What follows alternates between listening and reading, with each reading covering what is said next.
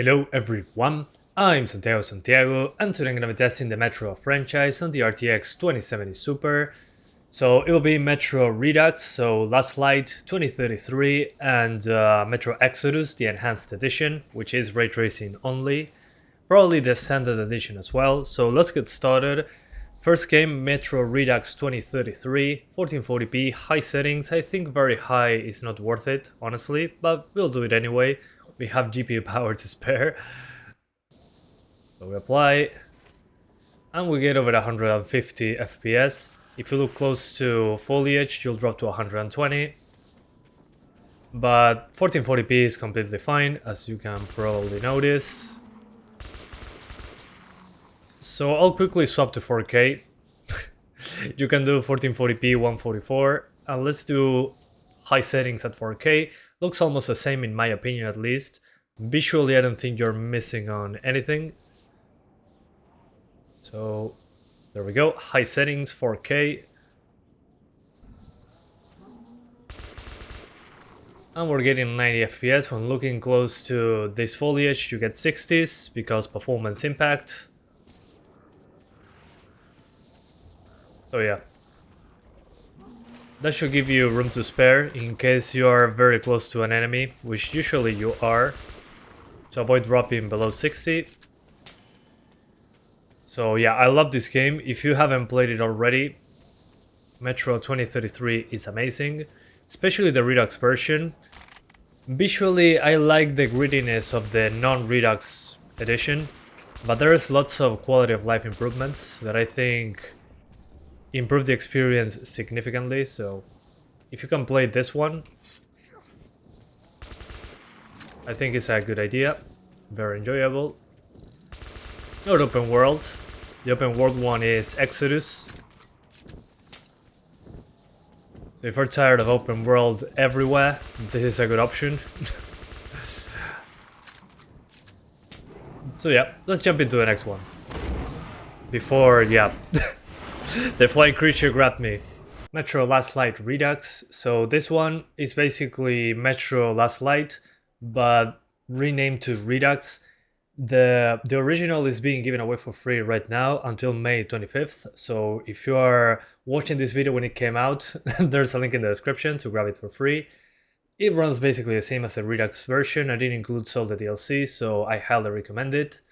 So we start with the highest settings at 1440p, and this game has more tessellation going on. So it's probably going to drop below 144 FPS at 1440p, but still more than enough GPU power to do so. So you're over 100 FPS basically, and if you want the 144 at all times, just disable tessellation or lower it to high instead. But as you can see, 1440p is fine. So as on the previous one, we jump directly into 4K, and let's lower tessellation to high and quality to high. Very high, again, I don't think it's worth the performance impact. The visuals are still great. I would say it looks almost the same. And as you can see here, 4K, high settings, still looks good. And we have GPU power to spare just in case when there's transparencies like this close to the camera. But if you want even more frames, disable tessellation altogether. This game has lots of it. That's my advice. Here's a jump scare because I want to grab the shotgun. So you've been warned. 3, 2, 1, jump scare. Jump scare? Come on. There you go.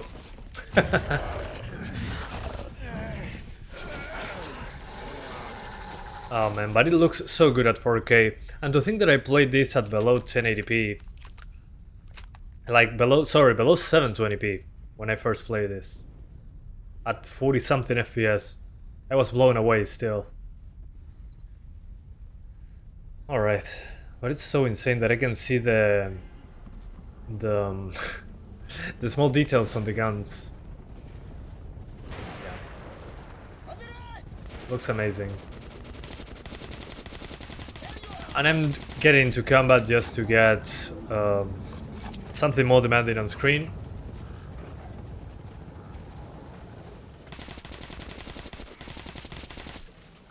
There we go. But still, into the 60s. No big deal. I'm shooting my currency. Because you can... Golden bullets are the currency in this universe. You can use them as ammo if you run out. And they turn enemies on fire. Fun fact.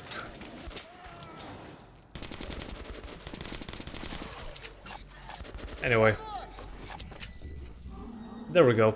As you can see, it's completely fine. So let's jump into Metro Exodus Standard Edition.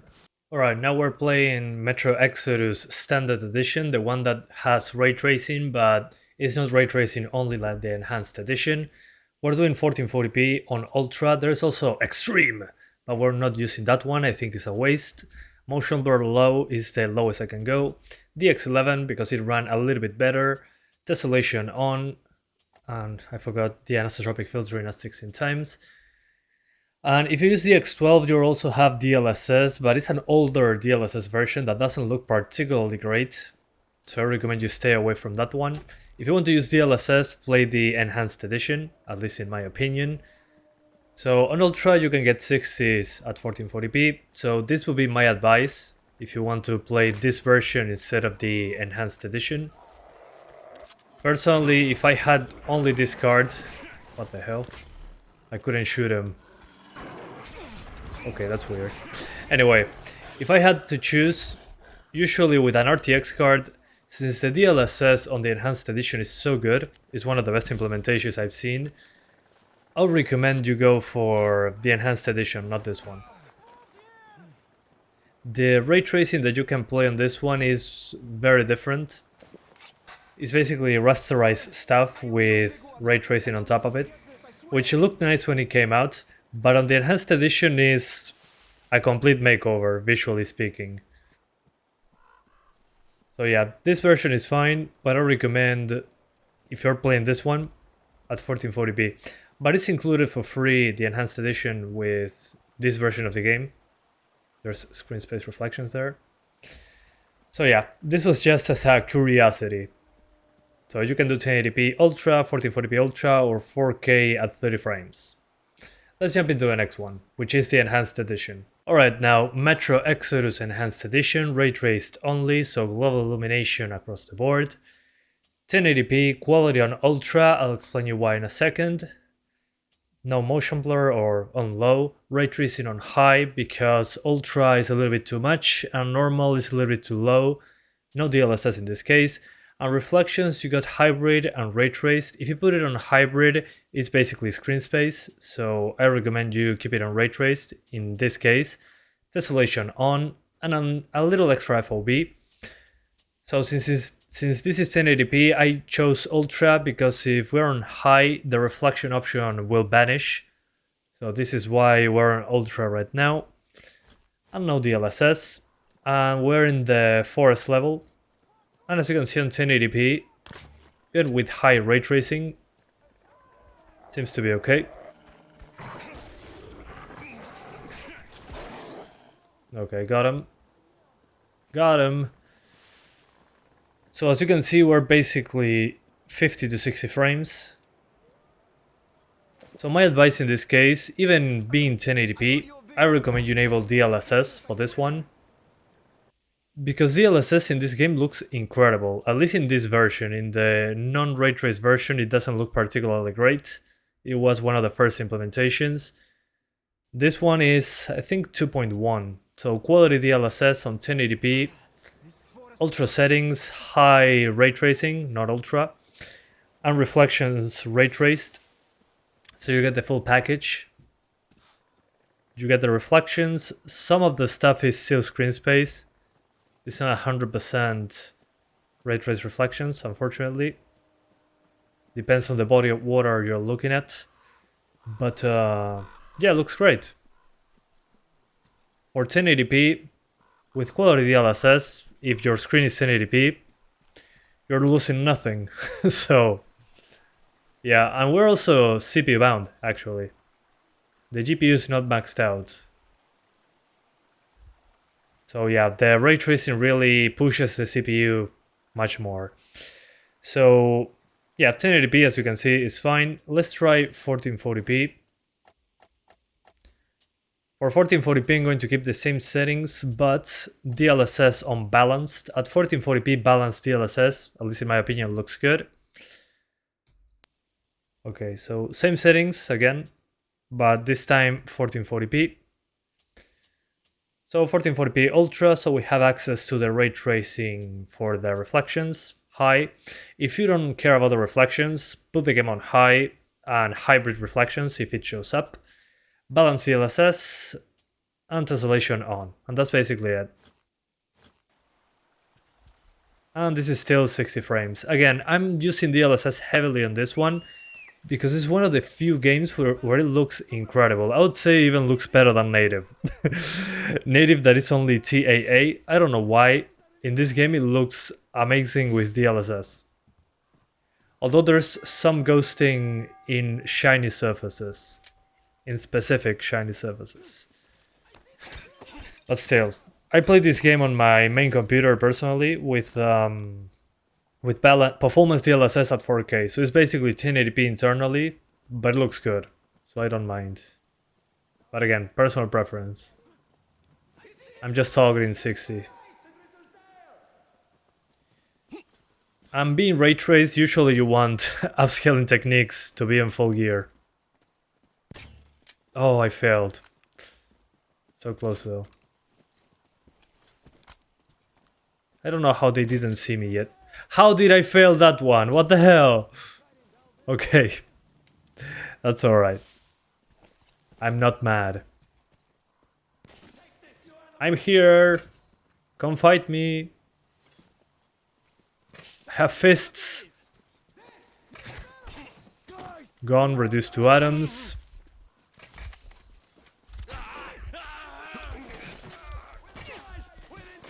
Gotcha. Really? I didn't reload?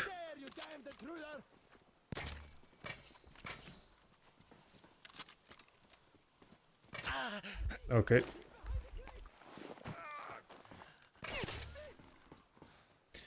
So yeah, 1440p as you can see, it's okay. No big deal.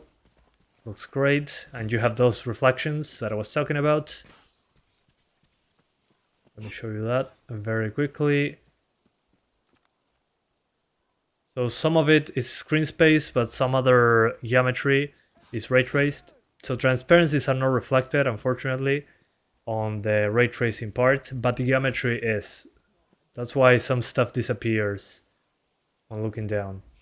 Let's do 4K, but for that I'm going to restart the game because I have to lower the settings.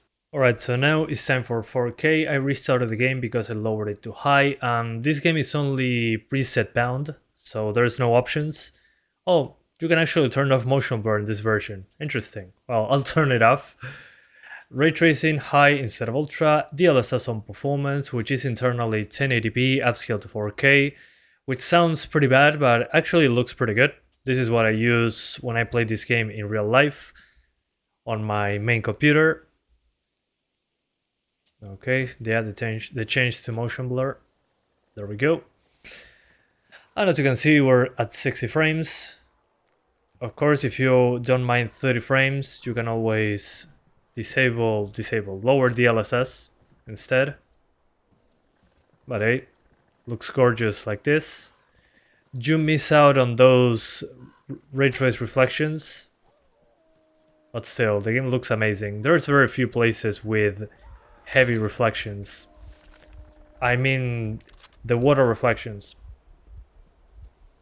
It's not that bad. You can really understand it. Very, very subtle. Well, very subtle. Very few places with very shiny surfaces. That's what I'm trying to say. And this still has the global illumination, so looks gorgeous. Oh yeah. Breathtaking visuals. The fact that I can play this so on a 2070 Super at this quality is pretty impressive. Although, yeah, there's screen space reflections, but they're less complex than the ones that I showed you before on the Ultra preset. Still, I think it looks great without them. Considering this is 4K with DLSS. Okay, let's see what happens if we disable DLSS completely. Let's see if we can get 30s. I don't think so, but let's try. Okay, on native you can actually get 30s here, but it's probably going to drop. So you can also do native 4K if you want to, but it's half the performance. So maybe do an in-between if you want more pixels and put it on quality, the DLSS. And you get a massive boost, looks slightly better. Personally, I would just stick to performance DLSS, because I prefer 60 frames, still looks great. So yeah, I'll play it like this. Way smoother, still looks amazing. It's really nowhere close to 1080p visually speaking. If you look at this, I wouldn't say it's a 1080p image. And you don't lose the ray tracing. It's mandatory ray tracing in this version. But I'm blown away that they can put this technology in a game like this and make it run so well. Newer games should learn from this. Yeah, this is massive.